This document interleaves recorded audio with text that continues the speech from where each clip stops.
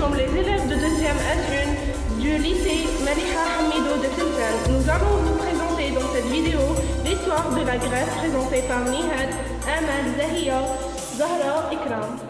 La possibilité de greffer un organe n'a pas été toujours évidente. Une succession de découvertes et de tentatives plus ou moins fructueuses ont jalonné les progrès amenant à la situation actuelle. En 1886, Jacques Bouvardin en France couvre les surfaces en peau de petites pièces d'épiderme étendues sur la plaie. En 1907, la première greffe du cornet est réalisée.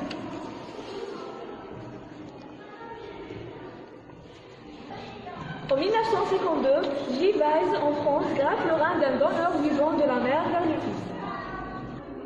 En 1967, la première greffe du cœur humain en Afrique du Sud par Barnard, puis en Europe en 1968 et la dernière en 1986.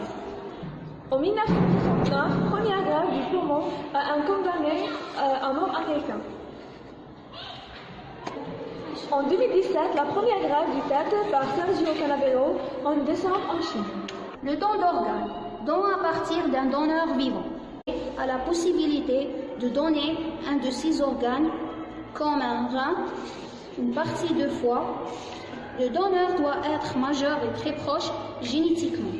Les greffes à partir d'un donneur vivant fonctionnent en général mieux et plus longtemps que les greffes issues d'un donneur cadavérique.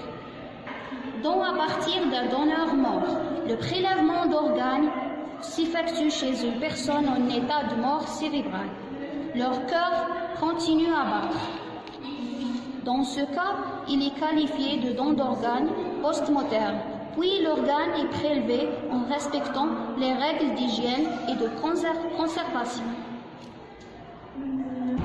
Les maladies qui nécessitent un organe. Le cœur. Généralement, les patients sont ceux souffrant d'insuffisance cardiaque au stade terminal. Le foie. Les maladies qui nécessitent une greffe de foie, la plus fréquente est la cirrhose. Les principales causes sont des virus. Le pancréas.